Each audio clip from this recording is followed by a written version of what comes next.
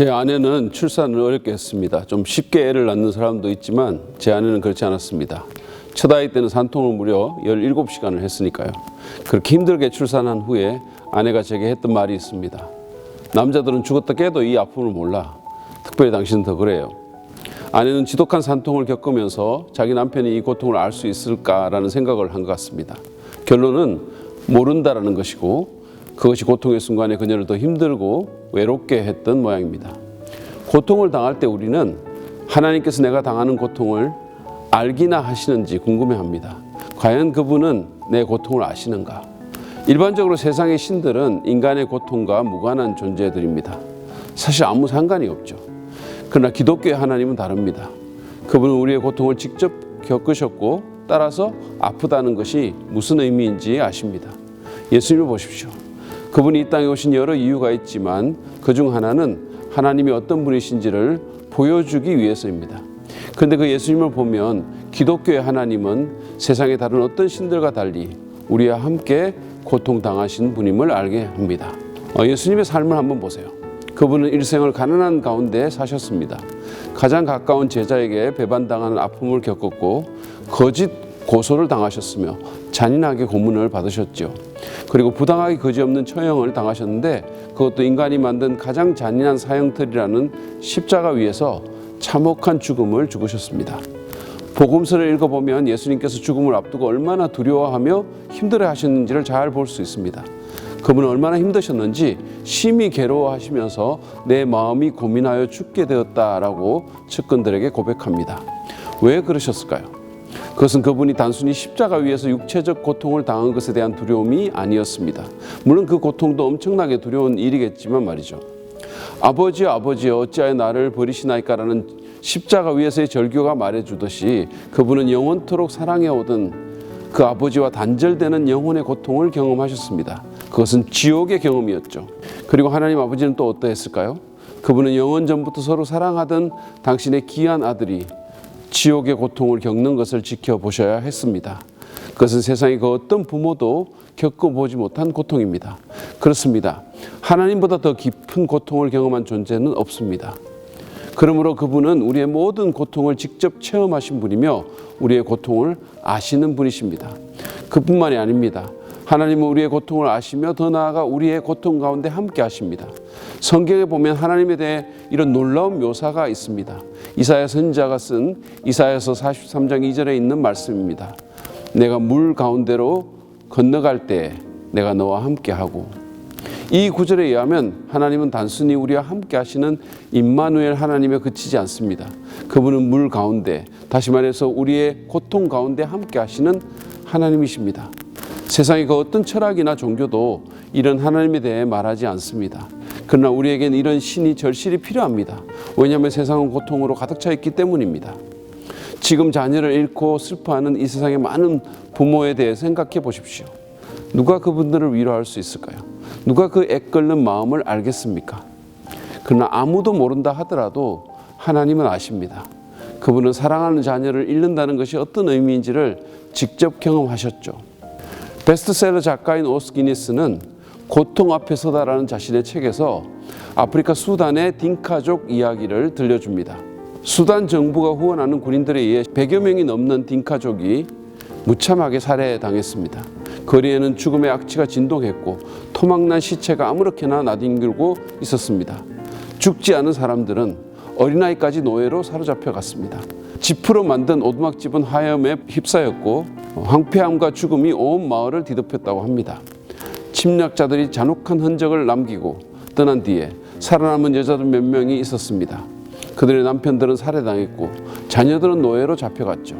집은 폐허로 변했고 그들 자신도 잔혹하게 강간을 당했습니다. 그런데 그들은 함께 모여 막대기를 이용해 땅바닥에 여러 개의 십자가를 만든 다음 그것들을 땅속에 박아 넣었다고 합니다. 왜 그런 일을 했을까요? 그들이 비틀거리는 몸으로 가슴에 피눈물을 흘리면서 땅속에 십자가를 박아 넣은 것은 신앙의 행위였습니다. 그들은 자신들의 고통을 하나님도 아신다고 믿었습니다. 비록 세상은 자신들의 고통을 알지 못하고 또 아무런 관심도 기울이지 않지만 하나님께서 자신들의 고통을 알고 염려하신다는 확신을 그들은 잃지 않았죠. 그것이 그들로 하여금 그 극한의 고통 가운데 무너지지 않고 견딜 수 있게 했던 것입니다. 하나님은 우리의 고통을 아십니다. 그리고 우리의 고통 가운데 함께 하십니다.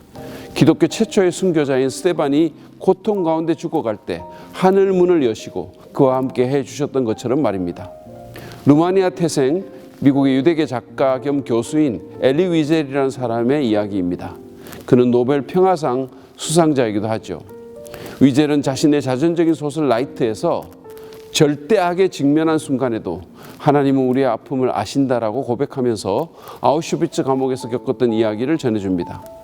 엘리 위젤은 호송 열차 안에서 죽은 사람을 아무런 죄의 의식도 없이 열차 밖으로 내던지고 빵 한 조각을 차지하기 위해 자식이 부모를 죽이는 참혹한 광경을 보면서 자신도 모르게 신의 존재와 자비를 부인하게 됩니다. 더욱 충격적인 일은 어느 날 네덜란드 사람들의 탈출 음모가 발각되어 동조한 2명의 유대인과 한 소년이 극심한 고통을 당한 것입니다. 독일인 간수는 이들을 교수대에 매달았습니다. 어른들은 이내 숨이 끊어져 죽었지만 몸무게가 가벼운 소년은 쉽사리 숨이 끊어지지 않았고 고통스럽게 매달려 있었습니다. 그 처참한 광경을 보고 있던 사람들은 너무 힘들어서 작은 신음소리를 낼 따름이었죠. 위젤은 다음의 질문을 하지 않을 수 없었습니다. 하나님은 도대체 어디 계신가?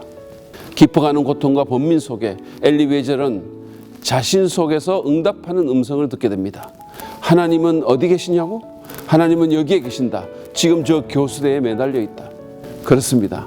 기독교의 하나님은 고통의 현장 가운데 함께 고통당하시는 분이십니다.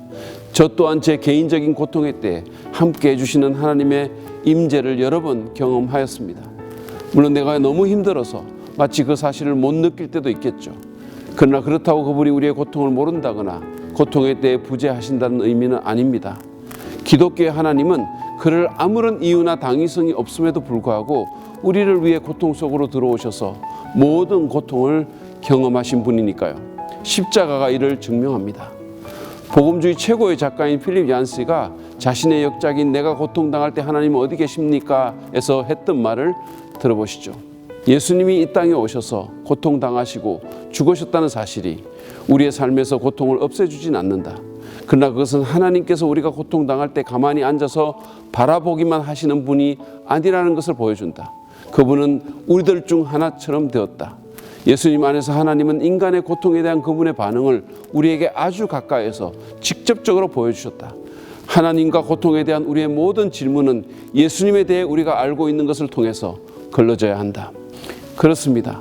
예수님의 고난과 십자가는 우리의 고통에 대한 하나님의 반응을 가장 직접적으로 가장 가까이서 보여줍니다.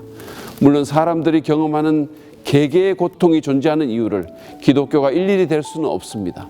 그러나 우리의 고통을 아시고 예수 그리스도 안에서 우리의 고통 가운데로 들어오신 하나님으로 인해 기독교 신앙은 원한과 절망이 아니라 희망과 용기로서 고통에 실제로 맞설 수 있는 방편을 제공합니다.